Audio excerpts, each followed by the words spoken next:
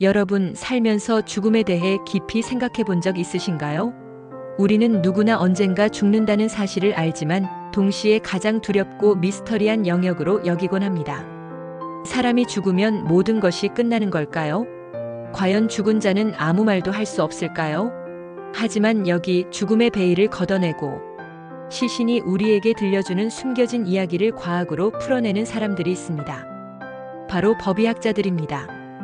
이 영상을 끝까지 보시면 죽음과 삶을 바라보는 시선이 완전히 달라질 거예요. 사랑하는 사람이 갑자기 사라진 후 시간이 한참 지나서야 발견된 시신, 혹은 명백한 사고처럼 보였던 죽음 속에 숨겨진 살인의 그림자. 만약 죽은 자가 말을 할 수 없다면 우리는 어떻게 그 진실을 밝혀낼 수 있을까요? 드라마나 영화에서 보던 이야기들이 현실에서는 불가능할 것 같다고요? 천만에요. 우리에게는 법의학이라는 강력한 도구가 있습니다. 시신은 분명히 말을 합니다. 단지 우리가 그 언어를 모를 뿐이죠. 그리고 그 언어를 완벽하게 통역해주는 사람이 바로 법의학자입니다. 성균관 대학교 의과대학 김문영 교수님은 무려 1000건이 넘는 부검을 통해 죽은 자들의 마지막 목소리를 들어온 죽음 전문가이신데요. 과연 교수님은 시신에게서 어떤 이야기를 들었을까요? 지금부터 그 소름 돋는 진실을 파헤쳐 보겠습니다. 사람이 사망하면 우리 몸에는 놀라운 변화들이 일어납니다. 마치 꺼지지 않는 스위치처럼 우리 몸을 유지하던 생명 활동이 멈추면서 예측 가능한 여러 현상이 나타나는데 법의학자들은 이걸 시체 현상이라고 부르죠. 가장 먼저 찾아오는 건 체온 하강이에요. 사망 후 몇 분에서 몇 시간 안에 몸이 주변 온도와 비슷해지기 시작합니다. 추운 곳에서는 더 빨리 식고 찜질방처럼 따뜻한 곳에서는 오히려 체온이 상승할 수도 있다고 해요. 우리 몸도 결국 물리법칙을 따르는 거죠. 그 다음은 시반, 즉 시체 얼룩입니다. 심장이 멈추면 혈액순환이 정지되고 중력 때문에 피가 몸의 아래쪽으로 가라앉으면서 피부에 붉거나 보라색 얼룩이 생겨요. 이 시반은 시신이 어떤 자세로 있었는지, 혹시 시신이 옮겨졌는지 등을 알려주는 중요한 단서가 됩니다. 정읍 보험 사기 사건에서는 교통사고 직후 응급실로 이송된 시신에서 이미 시반이 발견되어 사고 전에 이미 사망했음이 밝혀지는 결정적인 증거가 됐다고 합니다. 만약 우주처럼 무중력 상태에서 사망한다면 시반이 생기지 않을 거라는 교수님의 말씀이 정말 흥미롭습니다. 다음은 여러분이 강시 영화에서 많이 보셨을 시강 또는 시체 경직 현상입니다. 죽은 몸이 통나무처럼 단단하게 굳는 현상인데요. 우리 몸의 근육은 ATP라는 에너지 덕분에 움직이고 이완할 수 있는데 사망하면 ATP 생성이 멈추면서 근육이 수축된 상태로 굳어버리는 거예요.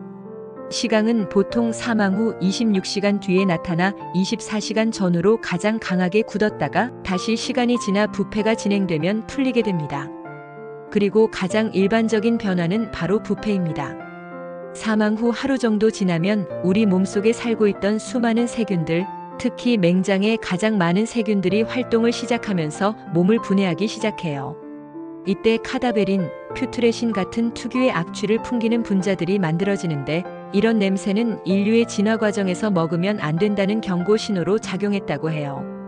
부패는 결국 백골화로 이어지는데 시신이 환경에 따라 며칠 만에 백골이 될 수도 있고 방배동 미라 남편 사건처럼 7년이 지나도 미라 형태로 보존되는 경우도 있습니다. 이는 환경 건조한 겨울, 항생제 복용, 알코올 소독 등의 영향 때문이라고 하네요. 법의학은 이런 변화들을 통해 죽음의 비밀을 밝혀냅니다. 법곤충학 시신에 꼬이는 곤충들, 특히 파리의 종류와 성장 단계를 분석해서 사망 시기를 추정하는 분야예요. 오산 야산 백골 시신 사건에서는 뼈만 남은 시신에서 발견된 파리번데기들을 통해 정확한 사망 시기를 좁혀 범인을 특정하고 검거할 수 있었다고 해요. 최근에는 경찰청에 법곤충 감정실이 생겨서 더욱 체계적인 수사가 가능해졌다고 합니다. 유전 계보학 유전자 정보를 활용해 범인의 가족 관계를 추적하는 최신 기법인데요.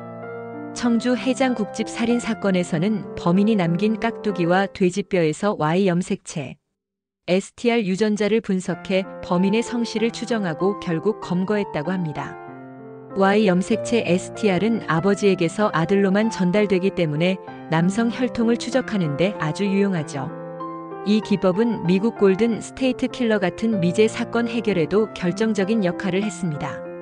하지만 동시에 같은 성씨를 가진 억울한 사람이 용의선상에 오를 수도 있어 조심해서 활용해야 한다고 교수님은 강조하셨어요. 이 모든 과학적인 단서들이 모여 한 사람의 죽음 뒤에 숨겨진 진실을 밝히고 살아있는 사람들의 억울함을 풀어주며 사회 정의를 실현하는 데 기여하고 있는 거죠. 결국 죽음은 끝이 아니라 새로운 시작을 알리는 무언가처럼 느껴집니다. 법의학자들이 시신을 통해 밝혀내는 진실은 단순히 범인을 잡는 것을 넘어 죽은 자에게는 억울함을 해소해주고 남겨진 이들에게는 슬픔 속에서도 한 줄기 빛 같은 진실과 이해를 제공합니다. 김문영 교수님은 법의학이 죽음을 일반 사람들에게 통역해주는 일이라고 말씀하셨어요. 이 통역 덕분에 우리는 죽음이라는 미지의 세계를 조금 더 이해하고 그 안에서 삶의 의미를 되새길 수 있게 됩니다. 교수님의 흥미로운 경험 중에는 게임 퀘스트를 완료하고 편안한 표정으로 사망한 시신도 있었다고 하는데요. 어쩌면 죽음은 우리 삶의 마지막 미션을 완수하고 맞이하는 평화로운 순간일지도 모른다는 생각을 해봅니다. 죽음을 가까이서 접하는 법의학자들은 오히려 삶의 의지가 더 강해진다고 말합니다. 유한한 삶이기에 오늘을 더 즐겁게, 더 보람있게 살아야 한다는 깨달음이죠. 죽음을 두려워하기보다는 이해하려 노력할 때 우리는 비로소 삶을 더욱 충실하게 살아갈 용기를 얻게 됩니다. 여러분은 오늘 법의학 이야기를 들으면서 어떤 생각이 드셨나요? 죽음에 대한 여러분의 생각이나 법의학의 중요성에 대한 의견이 있다면 댓글로 자유롭게 나눠주세요. 좋아요와 구독, 알림 설정은 저희에게 큰 힘이 됩니다. 다음에도 더 흥미로운 이야기로 찾아올게요.